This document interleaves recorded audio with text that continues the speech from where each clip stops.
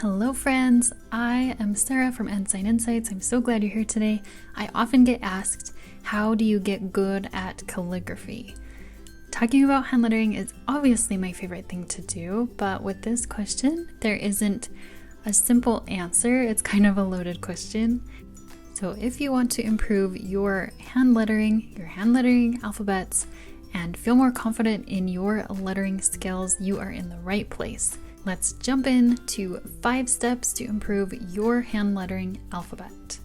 I'm using alphabet here because I want it to be a specific thing instead of just your lettering in general. This is so you can be creating alphabets in your own style. So number 1, practice your hand lettering. Yes, I know this is probably not what you wanted to hear because this is always the answer, right? Just practice. But it is true, practicing hand lettering is the most important thing you can do to improve your hand lettering. Practice lettering alphabets and words and the basic strokes. If you don't know the basic strokes, check out Hand Lettering the Basic Strokes. I will link to it below. It's a different video where I also give you a free hand lettering worksheet to get started. You want to be consistent in your practicing. Choose a time each day that you will commit to practice your hand lettering. I normally recommend just spending 15 minutes a day to practice. It's okay to spend more time, of course, but if you just start with only 15 minutes, it seems more doable than needing to spend a couple hours. If you have no idea what to practice, I have several hand lettering worksheets and workbooks to help you. I will link to those below. I am having a sale on them, so I will give you all the details below, so make sure you check that out. The first one I would recommend is Hand Lettering for Beginners, because this workbook gives you a simple hand lettering alphabet in lowercase and uppercase, and all of the other things that I wish I knew as a beginner. If you are ready to find your style so you don't consider yourself a beginner anymore, I would recommend Fearless Lettering because it will show you how to start creating your own hand lettering alphabets, walk you through a process that I've been using for years. Moving on to number 2, know what hand lettering style you are going for. There is a lot of confusion with this in hand lettering and calligraphy. So what is the difference between hand lettering and calligraphy? How about modern calligraphy, typography, brush lettering? There are so many different terms. We need to define them. So first of all, hand lettering is drawing letters by hand. It's a very broad term. It's kind of the umbrella of all of the other terms. It can be any type of lettering, including monoline lettering, so with just a pen. Could be faux calligraphy, so a pen where you thicken the downstrokes. Could be any style. It is drawing letters by hand. Next, calligraphy is creating letters by hand with a specific font, normally with a pointed pen and ink. This is where the rule comes in that all downstrokes are thick and upstrokes are thin. The fonts would be something like Spencerian script or copperplate. Those are some common ones you might have heard. It takes a lot of skill to get each letter exactly the same each time. So people spend hours and months and years to practice to build up the muscle memory it takes to be able to do a specific calligraphy font. Next is modern calligraphy. It is less formal and it allows you to add your own style and change up the letters. This could be done with a pointed pen and ink or even a brush pen, which is what I do. The downstrokes are thick and the upstrokes are thin, just like with the classic calligraphy, but it doesn't require a specific font. You can start giving your own personality.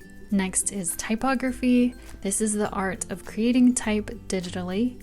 This could be a computer font that someone created, so even like Times New Roman, that is typography. Or it could be an ad where some of the type has been altered to work with a specific design.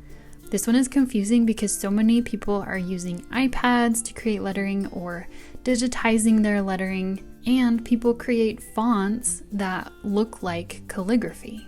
Typography is more technical and involves knowing how each letter is going to work together with other letters. So to keep it simple, just think of a font you can type with in the computer. Next, brush lettering is lettering with a paintbrush. So this could be watercolor lettering. Lettering with a brush pen is often considered brush lettering, although officially it should be lettering with a brush that has actual bristles. So normally brush pen lettering could fit into more broad term like hand lettering, or also modern calligraphy if that's the style you're doing. So why do we care about all of these? There's a lot of overlap, and if you don't feel like you fit into one box of these definitions, that's okay. They're important because your calligraphy is not going to look like someone else's brush lettering. If you are learning the copperplate script, that's going to take a lot of time to practice the same letters consistently. With something more broad like hand lettering, it takes a lot of practice, but you get to create your own style instead of sticking with a certain font. Number 3, learn as much as you can about hand lettering. You are already doing this, I'm pretty sure, because you are watching this video right now. The more you research and learn about hand lettering, the easier it's going to be when you put pen to paper. When it comes to creating a hand lettering alphabet, the possibilities are endless.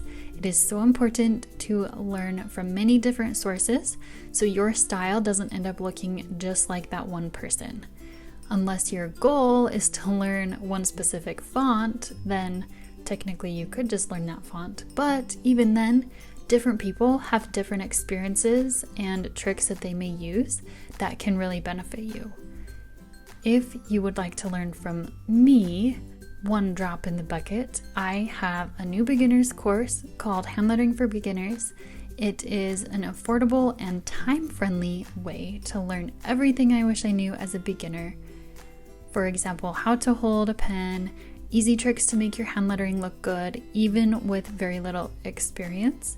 It comes with video courses and a lettering workbook with practice sheets you'll need to get started. I will link to that class below. Just keep in mind, in that class, I teach you with a brush pen. So make sure you don't take the class if you're expecting to learn calligraphy with a pointed pen. And number 4, find hand lettering everywhere. If you want to improve your hand lettering alphabet, you will want to look at a lot of different alphabets and styles. As much as I love Instagram and other social media, it isn't always the best for this. Oftentimes, when I'm looking at lettering on Instagram, it's too easy to compare to that person you see posting it. Instead, try looking for hand lettering everywhere around you. It could be on an ad, on a flyer, on a billboard, something in a store, on that cereal box you just bought. This can take the comparisons out because the focus isn't on the person that created it. Instead, it's just a piece of lettering and we have no idea who made it most of the time. When you look at different lettering in the wild, notice what you like and don't like about it. This will help you to get inspiration and come up with new ideas in your own hand lettering. It's okay if you don't like how that word is placed on the cereal box. You're not going to hurt anyone. It's just helping you to figure out what is important to you, what you like and don't like. And lastly, number 5, don't compare your hand lettering. This is similar to number 4, what I just talked about, but it's important enough to have its own point. Your hand lettering will not get better if you are getting really down about your lettering because it's not as good as someone else. The whole point of hand lettering is that it's meant to be unique. It's your own creation of words and letters and alphabets done by hand. It's not a specific font, you get to create it. Please don't feel like your lettering has to look just like someone else. Copying is not a way to get better because you'll always be a step behind. You will improve your hand lettering alphabets as you start finding what works for you. Be positive about where you are and know that everyone started at the bottom. So even if you are just barely starting, feeling like you're never going to get to where you want to be, you will. We are all just trying to improve. All you need to worry about is where you are in your personal progression and do what you need to take the steps to continue improving. All right, so what do you think? Do you agree with this list? Let me know in the comments if you would add anything or which one resonated with you the most. If this was helpful, give it a thumbs up and subscribe so you don't miss my next video. Thank you so much for being here. I will see you next time.